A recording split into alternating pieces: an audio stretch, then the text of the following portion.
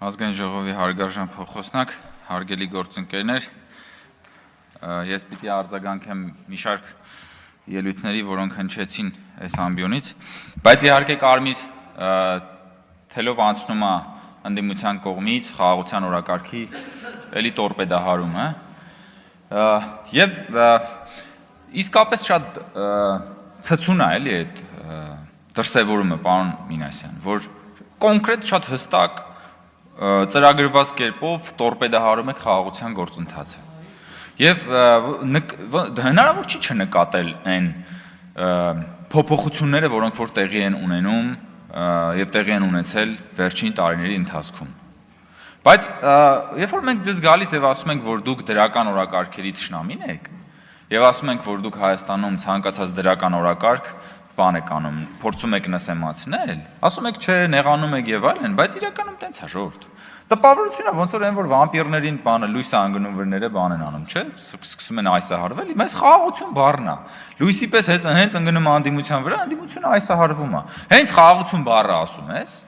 խաղաղություն բառը հենց ասում ես, միանգամից ցնցումների մեջ են ընկնում այդ խաղաղություն բառից։ Բանը ու այն աստիճան, որ նույնիսկ արդեն առանց բանի,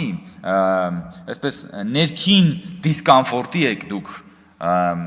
Հայաստանին սկսում մեղադրել պատերազմ հրահրելու մեջ։ Լիլիթ Գալստյանն ասում է, որ ձեր քաղաքականության արդյունքում Հայաստանը դիրքավորվել է որպես օկուպանտ։ Ձեր երեք նախագահները, որոնց որ դուք համարում եք հաղթած նախագահներ, երեքն էլ Հայաստանի դեմ ըստ էության սուտ մատնություն են արել։ Չէ, գուցե ձեր պարոն Նազարյան։ Հայաստանի Հանրապետության երեք նախագահները, Լևոն Տեր-Պետրոսյան, Ռոբերտ Քոչարյան, Սերժ Սարգսյան, սուտ մատնություն են կատարել Հայաստանի Հանրապետության դեմ, երեքն էլ ըստ էության մեղադրելով Հայաստանի Հանրապետությանը պատերազմ սկսելու մեջ։ Ինչ է սա, ժողովուրդ։ Եվ դուք հետո գալիս եք ասում եք մեր երեք հաղթած նախագահները։ Ոնց կարող են հաղթող նախագահները, հաղթած նախագահները Հայաստանի Հանրապետությանը մեղադրեն պատերազմ սկսելու մեջ եւ սուտ մատնություն իրականացնեն Հայաստանի Հանրապետության դեմ։ Կամ բանը, պարոն Մինասյան, նաև դուք կարծեմ ասեցիք, որ ասում եք լավ է, որ դաշնակցության մասին խոսում եք, դաշնակցությանը բան եք անում վերլուծում, իհարկե, որովհետև բազմաթիվ անգամ ասել ենք, որ հայ քաղաքական մտքի մեջ վերջին 100-ամյակի ընթացքում դոմինանտը եղել է դաշնակցականությունը։ Եվ ես անձամբ նաև մի քիչ ուրիշ բառապաշարով միշտ ասել եմ, որ դա այսօրվա իրականության մեջ 21-րդ դարում 2025 թվականին դա քաղաքական հայդուկություն է եւ դուք միշտ ասում եք եք ասում եւ այլն, բայց նայեք, ախր պրոբլեմն է, որ դա պրոբլեմը գիտեք որն է, որ դաշնակցության այդ ավանդական ընկալումը, որը որ դուք չեք փորձում մի քիչ բան անել, ինքնահայեցման միջոցով update անել։ Այդ ավանդական ընկալման մեջ կոնֆլիկտը պետք է հասկանում եք, կոնֆլիկտը անհրաժեշտություն է, որովհետեւ պիտի լինի կոնֆլիկտ, որի պայմաններում դու ազատագրվես անընդհատ։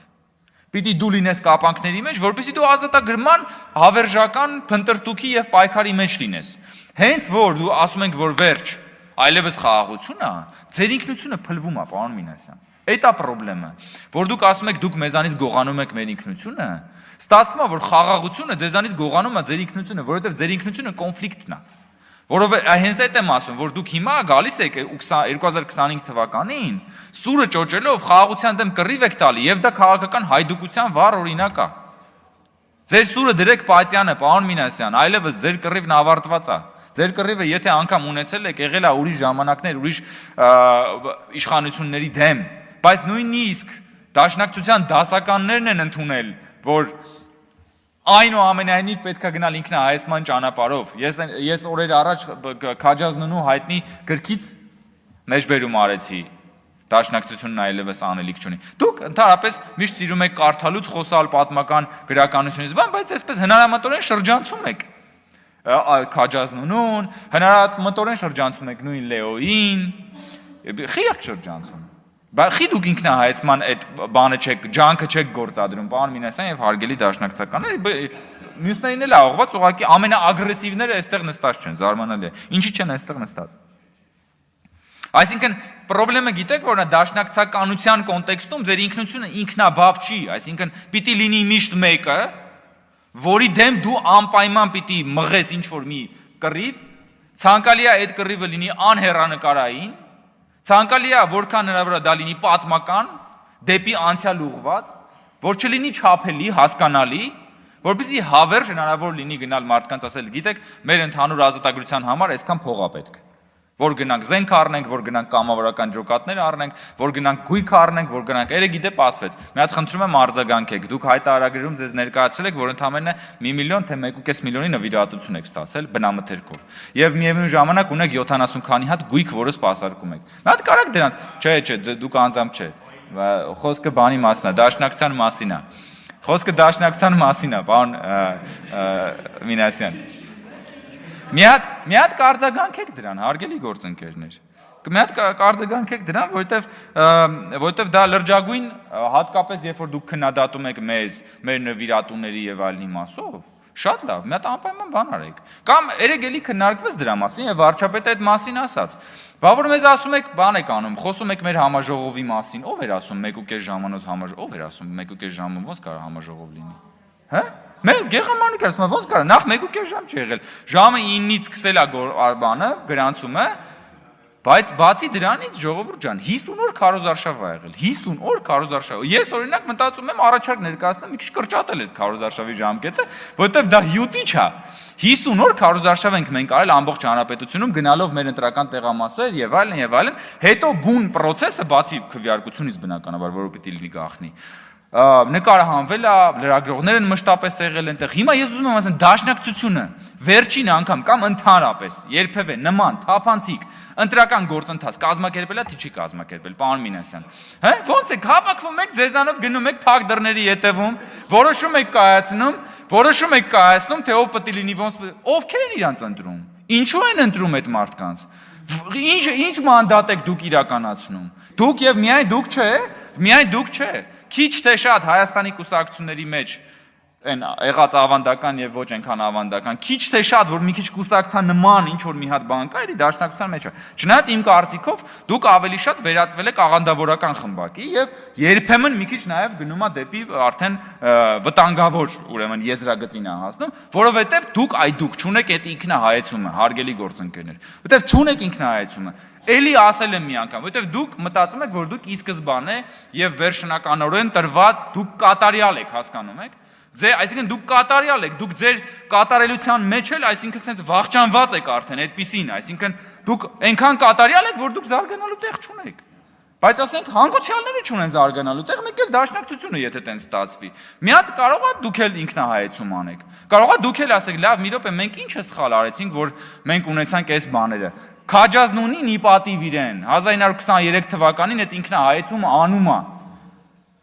Բայց խի օրինակ Քաջազնունին, որ Քաջազնունի է անում է, Գեղամանուկյանը խի չի անում է, 120 տարի անց խի չի անում։ Հա?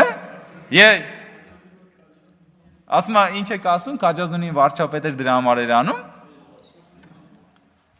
Պարոն Մինասյան, դուք էլ գիտեք, որ ես ճիշտ եմ ասում։ Դուք էլ գիտեք, եւ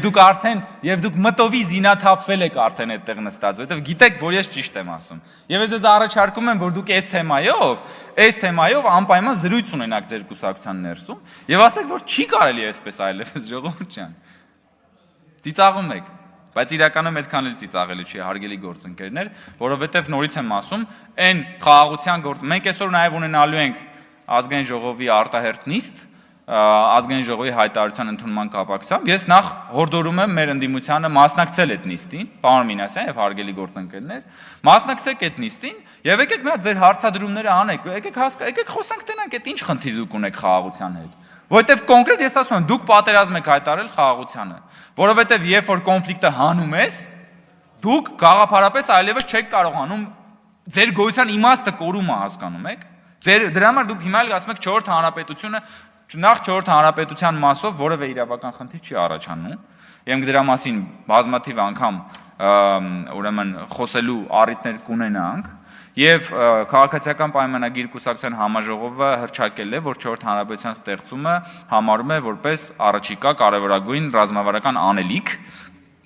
եւ բնականաբար դրա մասին դեռ մենք շատ ենք խոսելու, բայց այդ խոսակցությունը չի կարող